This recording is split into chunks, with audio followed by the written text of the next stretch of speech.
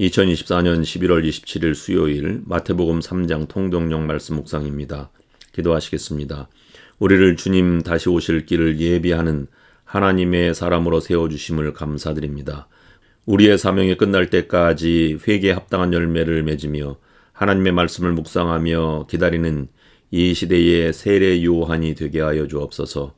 참 주인 되시는 주님만 가리키며 회개에 합당한 열매를 맺는 주님의 사람들로 인해 이 땅에 하나님의 나라가 임하게 하여 주옵소서. 예수 그리스도의 이름으로 기도드립니다. 아멘. 오늘 말씀 마태복음 3장 1절부터 17절입니다. 묵상 주제는 신발끈을 묶어드리는 심정으로입니다. 마태복음 3장 세례 요한과 예수님, 세례 요한의 출현 1절부터 4절. 1절 그때에 세례 요한이 이르러 유대 광야에서 전파하여 말하되 2절 회개하라 천국이 가까이 왔느니라 하였으니 3절 그는 선지자 이사야를 통하여 말씀하신 자라 일렀으되 광야에 외치는 자의 소리가 있어 이르되 너희는 주의 길을 준비하라 그가 오실 길을 곧게 하라 하였느니라. 4절 이 요한은 낙타 털 옷을 입고 허리에 가죽 띠를 띠고 음식은 메뚜기와 석청이었더라. 세례 요한의 세례 사역 5절부터 10절. 5절 이때에 예루살렘과 온 유대와 요단강 사방에서 다 그에게 나와 6절 자기들의 죄를 자복하고 요단강에서 그에게 세례를 받더니 7절 요한이 많은 바리새인들과 사두개인들이 세례 베푸는 데로 오는 것을 보고 이르되 독사의 자식들아 누가 너희를 가르쳐 임박한 진노를 피하라 하더냐. 8절 그러므로 회개에 합당한 열매를 맺고 9절 속으로 아브라함이 우리 조상이라고 생각하지 말라. 내가 너희에게 이르노니 하나님이 능히 이 돌들로도 아브라함의 자손이 되게 하시리라. 10절 이미 도끼가 나무 뿌리에 놓였으니 좋은 열매를 맺지 아니하는 나무마다 찍혀 불에 던져지리라. 세례 요한의 예수님에 대한 증거 11절부터 12절. 11절 나는 너희로 회개하게 하기 위하여 물로 세례를 베풀거니와 내 뒤에 오시는 이는 나보다 능력이 많으시니 나는 그의 신을 들기도 감당하지 못하겠노라. 그는 성령과 불로 너희에게 세례를 베푸실 것이요. 12절 손에 키를 들고 자기의 타작마당을 정하게 하사 알곡은 모아 곳간에 들이고 쭉정이는 꺼지지 않는 불에 태우시리라.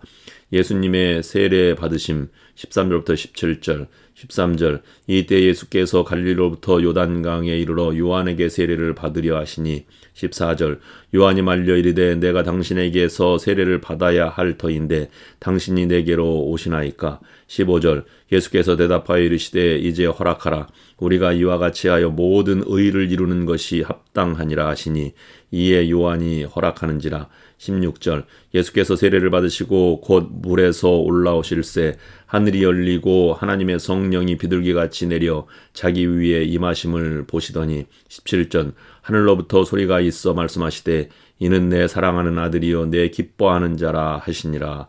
아멘. 성경을 읽고 예수님을 만나고 받아들일 때는 지푸라기라도 잡는 심정으로 다가가야 합니다. 그러나 이웃을 섬길 때와 봉사할 때는 세례 요한의 자세처럼 신발끈을 매기에도 부족한 존재임을 알고 섬겨야 합니다. 세례 요한의 출현은 예수님이 30세가 되었을 때입니다. 요한은 여호와는 은혜로우시다는 뜻입니다. 그의 이름 앞에 세례라는 명칭을 붙인 것은 당시 요한이라는 이름이 많아서 그들과 구분해야 할 필요성을 가지고 당시 요한의 사역을 특징짓는 세례라는 표현을 이름 앞에 붙여준 것입니다. 세례 요한은 잉태되었을 때 나시린으로 성별되었고 예수님보다 6개월 전에 태어나 어릴 때부터 은거 생활을 했습니다. 세례 요한이 유대 광야에서 유대인들에게 전한 이 메시지는 유대인들의 형식적인 종교 생활을 파괴하는 것이었습니다. 그의 메시지가 함축하는 바는 다음과 같습니다. 첫째, 그들이 유대인이라는 이유만으로 천국에 들어갈 수 없다는 것이며 종교적 열심과 종교적 위치, 사두개인이나 바리새인과 같은 그런 위치는 천국에 받아들여지는 조건이 아니라는 것입니다. 회개만이 천국에 들어가는 유일한 관문입니다. 두 번째, 참된 회개는 참된 열매를 맺습니다. 회개에 부합하는 열매가 삶에서 나타나지 않는 회개는 회개가 아닙니다. 하나님의 심판이 도끼가 나무 뿌리에 놓여 있는 것처럼 열매 없는 나무는 다 찍혀 불에 던져질 것입니다.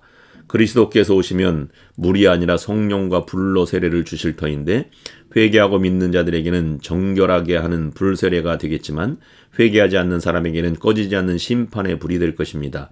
여기 또 하나의 그리스도의 심판 비유는 알곡과 쭉정이를 나누어 구별하는 추수꾼의 비유입니다. 알곡은 모아 곡간에 들이고 쪽정이는 꺼지지 않는 불에 태울 것입니다. 여러분은 형식적인 신앙의 틀 속에 갇혀 있지는 않은지 되돌아보아야 합니다. 여러분은 진실로 회개한 자입니까? 삶에서 회개에 합당한 열매가 있습니까?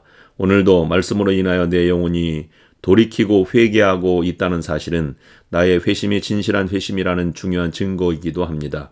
또한 주님께서는 죄가 없으심에도 죄인과 같이 세례를 받으셨고 하나님이심에도 불구하고 인간의 세례를 받으셨습니다. 이것이 하나님의 뜻을 이루는 길이었기에 그 굴욕을 감당하셨습니다. 우리가 그리스도를 위해서 받는 모든 굴욕을 그렇게 감당할 수 있는 것은 사랑하는 우리 주님께서 우리보다 먼저 그렇게 하셨다는 것을 알기 때문입니다. 하나님은 예수 그리스도를 통해서 구속사역을 행하시려 할 때 세례 요한을 보내어 그리스도를 받아들일 수 있는 준비를 하게 하셨고 그리스도를 증거하게 하였습니다. 세례 요한은 그 사명을 알고 일생을 통해서 그리스도를 증거하는 일에 헌신하였습니다. 그는 흥하여야겠고 나는 쇠하여야 하리라는 말씀이 그의 정신을 잘 알게 해줍니다. 우리가 가져야 할 정신입니다. 그리고 예수님께서 공생애를 시작하시기 전에 행한 행동들을 보면 하나님께서 구약시대에 사용하신 방법인 율법적 규례를 무시하지 않았다는 사실에 우리는 주목해야 합니다.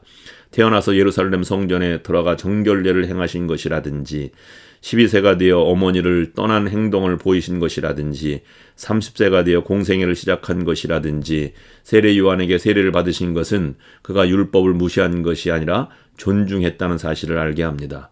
우리가 사역에서 덕을 세워야 하며 진정한 섬김의 삶을 살아가야 하는 이유입니다. 기도하시겠습니다. 입술로만 회개하고 용서를 구하는 거짓 회개를 하지 않도록 저희 마음의 은혜를 허락하여 주옵소서. 오늘도 죄와 싸우며 빛이신 주님을 향해 걸어가는 삶의 변화를 허락하여 주옵소서. 주님께서 먼저 낮아지심으로 저희를 살리셨던 것처럼 저희도 삶에서 먼저 낮아짐으로 신발끈을 매는 섬김으로 수많은 사람들을 살리는 복된 삶을 살게 하옵소서. 예수 그리스도의 이름으로 기도드립니다. 아멘.